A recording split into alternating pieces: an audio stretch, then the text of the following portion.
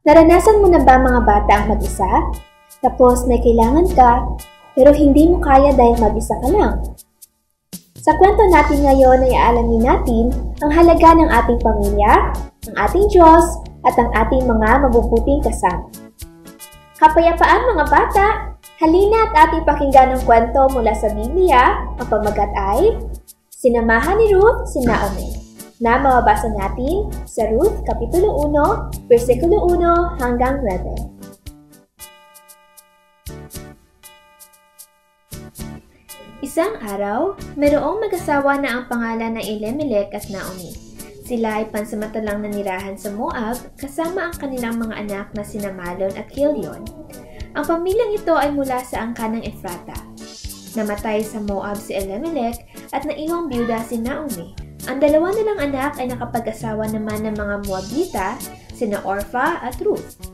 Ngunit pagkalipas ng mga 10 taon, namatay rin sina Mahlon at Kilion, kaya't si Naomi ay naulila sa asawa at mga anak.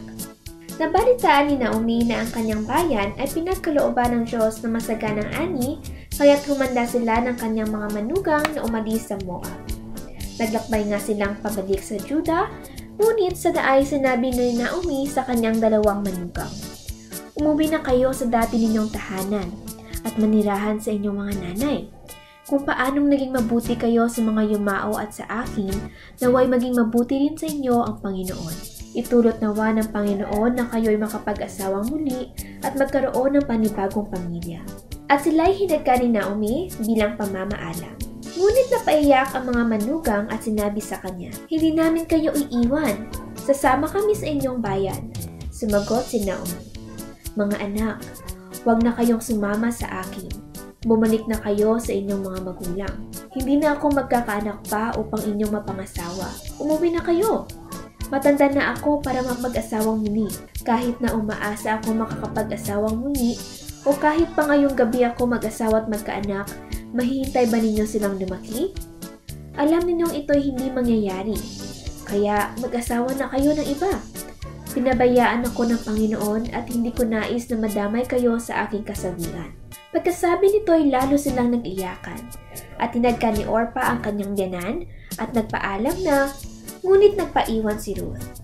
Sinabi ni Naomi kay Ruth, "Ang bilas mo'y nagbalik na sa kanyang bayan at sa kanyang mga Diyos. Umuwi ka na rin." Sumagot si Ruth, "Huwag po ninyong hininging iwanan ko kayo. Hayaan na ninyo akong sumama sa inyo. Saan man kayo pumunta, doon ako pupunta. Kung saan kayo tumira, doon din ako titira. Ang inyong bayan ang magiging aking bayan. Ang inyong Diyos ang magiging aking Diyos. Kung saan kayo mamatay, doon ako mamamatay. At doon din ako malilibing. Parusahan sana ako ng Panginoon ng pinakamabigat na parusa kung papayagan kong magkalira tayo maliban na lamang kung paghiwaling tayo ng kamatayan." Nang matiyak ni Naomi na hindi talaga magbabago ang isip ni Ruth na sumama sa kanya, hindi na siya tumutol. Kaya't nagpatuloy sila ng paglalakbay. At dito nagtatapos ang ating kwento mga bata. Balikan kong tanong ko kanina mga bata. Naranasan mo na bang mag-isa? Tapos may kailangan ka pero hindi mo kaya dahil mag-isa ka lang. Mahirap ang mag-isa lalo na kung may kailangan tayo pero wala tayong kasama o tulong. Ang pakiramdam ng pag-iisa ay maaaring maging nakakapagod, nagdudulot ng takot at minsan ay pangamba. Kaya mga bata, mahalaga na mayroon tayong mabuting kasama sa buhay at ang pinakamabuti nating kasama ay ang ating Diyos, ating pamilya at mabubuting kaibigan. Tiyak na kung silang ating kasama, tayo ay magiging maligaya. Anong mga aral ang maaari nating matutunan mula sa kwento ni Ruth at Naomi? Una, pagmalasakit at mahalin ang pamilya. Ipinakita ni Ruth ang tunay na kahulugan ng pagmamahal dahil maaari na siyang bumalik sa kanyang bayan at magsimula ng bagong buhay. Pero pinili niyang samahan si Naomi at alagaan siya. Ang ganitong uri ng malasakit ay nagpapakita ng aral ng walang iwanan. Ang pagkakaroon ng malasakit at pagtulong ay isang mabuting gawain mga bata sa ating pamilya at kapwa. Ikalawa, maging matapat at maayos sa pagdedesisyon. Si Ruth ay gumawa ng mabubuting desisyon gaya ng piniin niyang sumama kay Naomi at sambahin ang Diyos.